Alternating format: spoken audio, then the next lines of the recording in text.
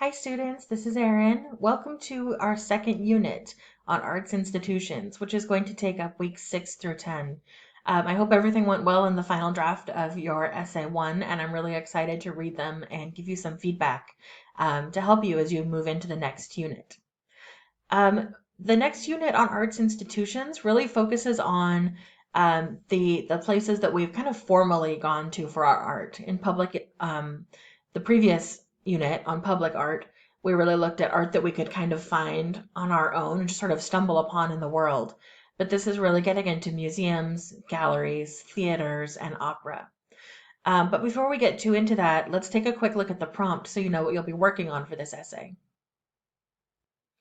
So our second essay is a bit different from our first. Like the first essay, you're going to pick one article to focus on, and you'll see this is the list of articles that are available for Unit 2.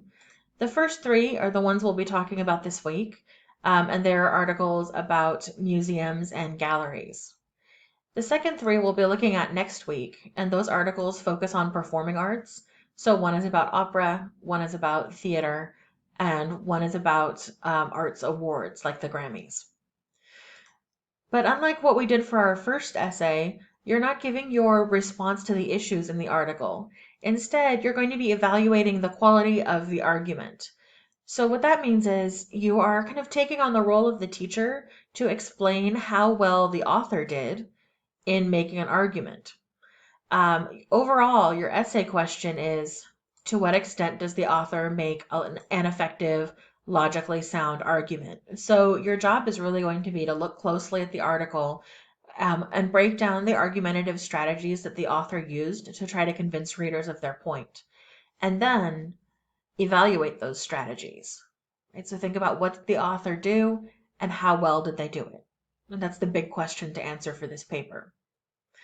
The smaller question that you're also addressing, and this may be only a paragraph, is would you use this article in a research paper on your topic? Why or why not?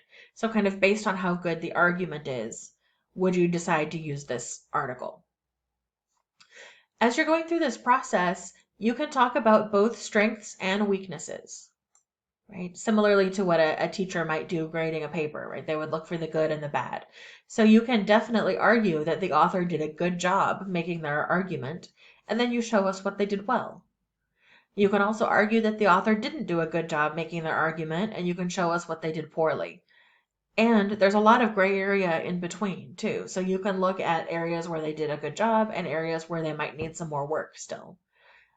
This essay gives you the opportunity to kind of go through those different, or to address those different areas. If you're not sure where to start, we are going to be working on this in class and in your assignments for this unit, but you can also look at the list of criteria that I provide here. So as you're thinking about whether or not the author did a good job, there are some things that you can look at. Things like their critical thinking, their rhetoric, their evidence, how they address context, whether or not they use visuals and how good those visuals are. If the argument is made ethically, and what kind of assumptions the author is making. So this is a good place to kind of get started as you're reading through the articles this week. Don't just try to understand the article, right? Make sure you have the reading comprehension, but on top of that, start evaluating. Right? How well did the author do in making their argument? Let's take a quick look at Canvas to see what we'll be doing this week specifically. All right, so here on our Canvas page, you can find the prompt I just showed you, and then this is the work for week 6. So our readings for the week are the prompt. Make sure you read it so you get all the details that I didn't cover in the video. Chapter 3 from your textbook, and then you're selecting 2 of these 3 articles about museums and galleries. It's totally up to you which 2 that you want to choose. Pick whichever one sounds the most interesting to you. Then when we meet in class, what we'll be working on is getting our ideas together for the Essay 2 prompt, and also thinking about how authors use ethos, pathos, and logos. That's a topic that you've probably had covered in your one-on-one class, and we're going to bring it back to this class as we're thinking about how the authors put together their arguments. And then your homework for the week is to do a Flipgrid discussion. where you're thinking about the non-rational appeals. So this is the section, there's a section on this in chapter 3 of your textbook that discusses the use of humor, satire, irony, or emotion. And so you're thinking about how effective those non-rational appeals are. And eventually you can start applying that to whichever article that you choose for essay 2. Does the author use non-rational appeals, and how well do they do?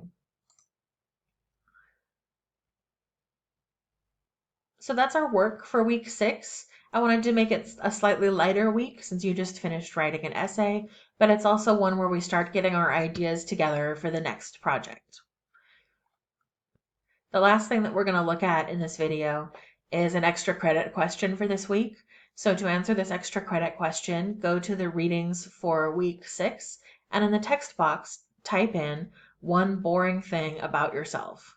Let me give you an example. My boring thing is that I like green grapes, but I don't really like red grapes. So I am really excited to learn some boring things about you, and I hope you're excited to get some extra credit for telling me. Please feel free to reach out if you have any questions. I am really excited to get started on this next unit with you. Take care. Bye.